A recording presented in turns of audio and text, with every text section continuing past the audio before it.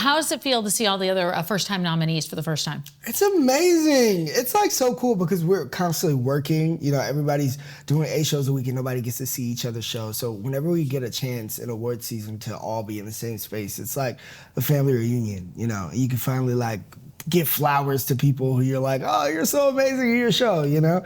It's so special. And to think that we're all first-time nominees, it's wild to me, specifically, you know, for me, because I'm literally just a Broadway kid. I'm a theater nerd. So the Tony Awards were my entry access to Broadway when I was a little kid. So I just watched them every year, you know, being like, I want to be there one day. And I remember specifically, Neil Patrick Harris had that opening number in 2013. You know, it's bigger, it's bigger, it's bigger. Yeah. And at the end, he was like, you know, all of us here on stage, we were that kid. We were that kid sitting, watching that show. And I watched that again for the first time like a week ago, and I was just like, just like, wow. But he was speaking to you, Yeah. speaking to you in so many ways. Yeah. Excitement about getting ready for the ceremony. Yes. Yeah? Yeah, I am excited. I'm so excited. I'm bringing my mom. My mom is just, she's been saying it for years. Like, I want to go to Tony Awards. We go to Tony Awards. I want to go. So finally we get to go together. It is so special. Where's she coming in? Is she coming Texas, in from Texas? Yeah. Wow, Yeah. good for you. Yeah. Oh, I'm so happy. That makes me, Yeah. that warms my heart. I was saying my parents, you know, driving me around to rehearsal all those years and me playing like cast albums in the car finally paid off. It did pay off, right? Yeah, She'll be right there with yeah. you on the carpet. Right. Let's talk about this. Photo shoot, getting all the glam. Do you like it? Is it fun? Yes, Is it it's just all cool. part of the job? Right, dress up. We love dress up. We're actors. We love dress up. No, this is awesome. It's we all look so good. Everybody looks so sexy. We're just, you know, chic and good looking. Like, this is the best looking group of people on Broadway. Broadway is fun.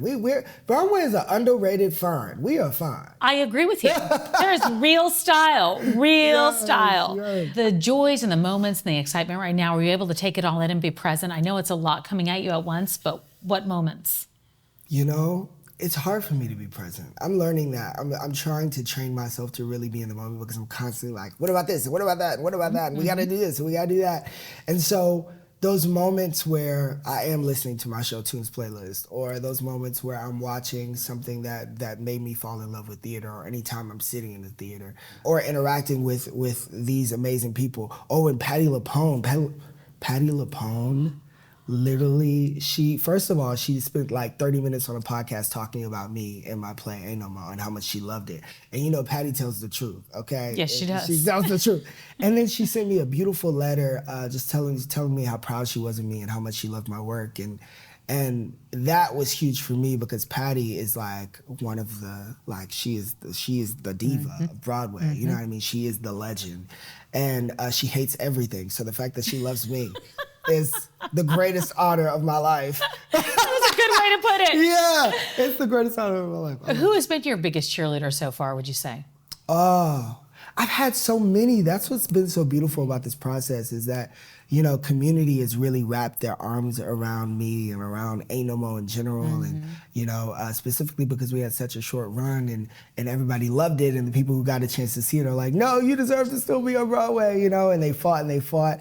And when these nominations came out, you know, I think everybody felt validated in a way. Yeah. They felt like, see, we told you guys this was good, you know? And to know that I have that community support, that's really all an artist could ask for is people who understand the work, respond to the work, and champion the work. You know? It is everything. Yeah. What was it like when one celebrity after another was coming out in support and one name bigger than the next name? Yeah.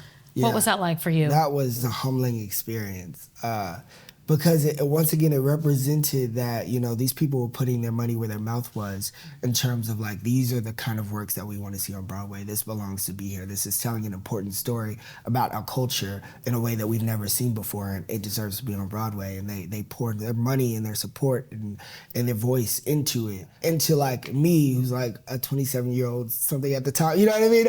I'm just like putting on a show. I'm Mickey and Judy putting on a show. That's always been my spirit. So the fact that they saw the worthiness of it in the midst of, you know, such a roller coaster ride of, you know, pain and excitement and despair and disappointment, but also, you know, triumph. it was a feeling that I keep still trying to find the words to describe. What would one sentence be to describe your character? One sentence to describe. I don't know if there is. I don't know if you do it in one sentence.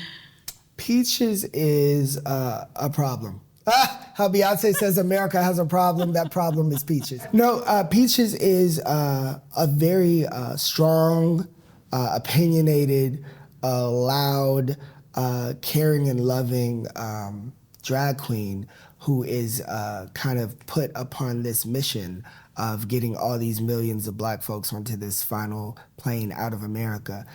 She does it with not so much grace. She uses all the 4-letter words to get you on that plane, you hear me? And it's just such a good time. I love playing that character so much. Because she's so free, and I feel so free whenever I get a chance to play with the audience, and every night is so different. I remember one night specifically, there was a person in the audience. I was asking like who all the bougie people were in the audience, and they raised their hand. I was like, ooh, I love that outfit. What is that, Zara? They were like, no. I said, I know that's Zara. And then their friend beside them said, it's Zara. I said, I knew it, you know? And those are moments that, you know, you don't always get to have in a Broadway theater, you know? There were people twerking in the seats. There were people, you know what I mean? It was a party. It was the last party in America, in theme with the play, and we had a good time. When did that come to you, and how did that come to you? Yeah, so that started like early in the summer of 2016 when I remember Philando Castile and Alton Sterling, they got murdered within a week of each other. And it was like there's never just one. When it rains, it pours. And I always say I have a dark sense of humor. I'm the guy who has to find something to laugh about at a funeral, you know. I just wanted to laugh, and I wanted to say, you know, how do we deal with this pain? And really, it came through this idea of like, what if we all just said deuces and got on a plane and never looked back, you know? And what if a drag queen is the one who got us there while Obama's flying the plane, you know?